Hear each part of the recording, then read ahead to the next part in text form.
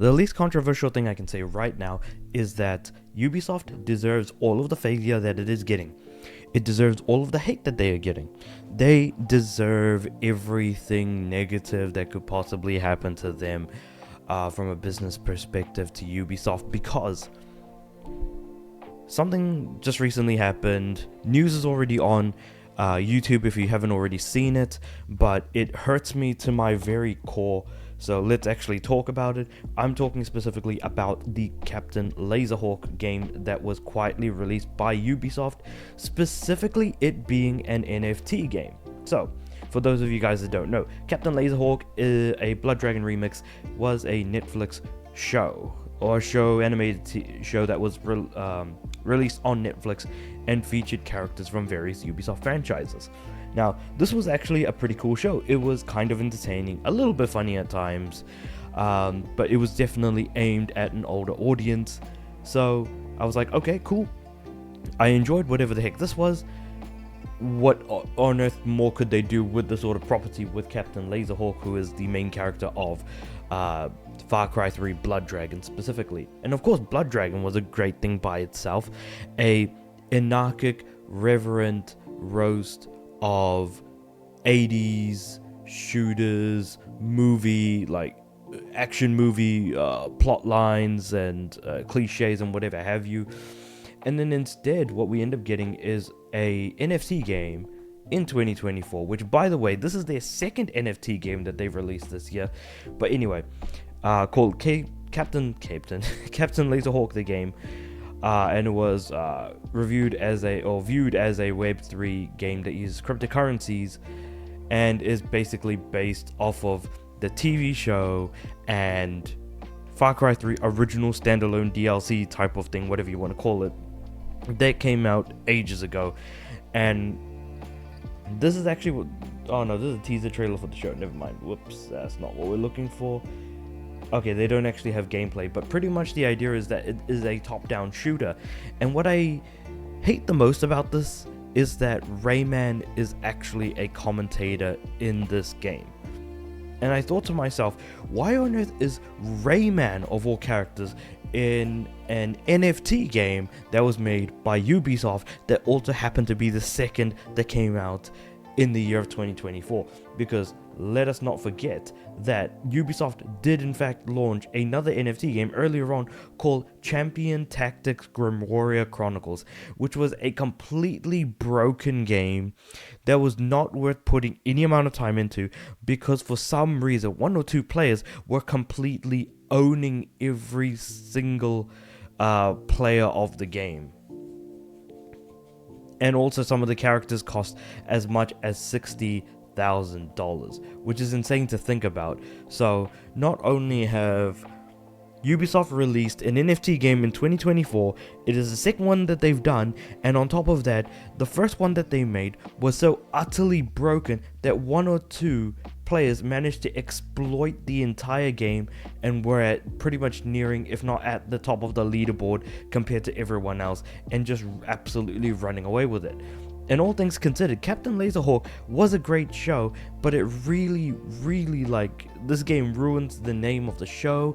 It somehow inadvertently retroactively ruins the name of Far Cry 3 Blood Dragon. I mean, Rayman eats sushi out of a cowgirl's ass, for Pete's sake, in the show. So, hey, at least there was some quirkiness going on there. And then I thought to myself, okay, how many Rayman games could we possibly have? So I thought I'll just, check out Wikipedia, walk down, and we're like, okay, the OG Rayman in 95, the second Rayman in 99, Rayman 3 Hoodlum Havoc, which my personal favorite of the 3D Rayman games, 2003, and then we have a massive lull before we hit Rayman Origins in 2011 and Rayman Legends in 2013, both of which were absolutely incredible, exceptional 2D side-scrolling platformers that actually were way better than the Mario 2D titles that we were getting during this period of time. What makes the whole thing incredibly unfortunate is that Legends was the last game that we got, and now we're sitting at 2024 where we're now getting this NFT game. Then I thought, okay, we got some spin-offs. Unfortunately, the spin-offs were specifically tied towards Rabbids and things like that. So we had Rayman Raving Rabbids in 2006. For some reason, there was a J2ME version of Raving Rabbids. I don't understand why. Rayman Raving Rabbids, which came out in 2006 on the GBA, which I haven't downloaded yet, but I probably should for my emulation. Rayman Raving Rabbids again, DS version. Raving Rabbids 2 for the Wii and PC, and also DS for some reason. The TV party game, which was actually kind of really dumb now that I think about it, on the Wii. And then we get Mario and Rabbids Sparks of Hope. For some reason, I feel like they're missing the other Mario and Rabbids game, but yeah, it is what it is. So looking at it, like, Rayman has only gotten 5 mainline titles, while the Rabbids spin-off have like 1, 2, 3, 4, 5, 6 like side titles as well. So now I'm just kind of sitting here looking at this and just being like, alright, will we ever truly get another Rayman game? And if we do we actually want it? Because Ubisoft has been on a downward twirl in every single sense of the word. I don't know if I can trust Ubisoft to actually make another game ever again. I don't know if I can trust them to make another Rayman game ever again. It just hurts me to my core and my bones that we may never see another Rayman again, just as we may never see another Splinter Cell again, because of what Ubisoft have been doing lately, specifically releasing 2 NFT games, coming out with games like Star Wars Outlaws, which absolutely, cacked itself before it even really released. Then we have stuff like Skull and Bones coming out earlier this year, mind you. 2024 is the year that that game came out. And then on top of which, Assassin's Creed Shadows being the first Assassin's Creed game to actually be moved out of the year in which its original release was intended, into next year February, and most likely will be giving everyone the excuse that, hey, the game didn't do particularly well. Reason being because February was too packed of a of a month for overall releases. So that just, I don't know, they're just coming up with excuses. They're absolutely sucking crispy butthole super hard right now, crusty butthole, so to speak.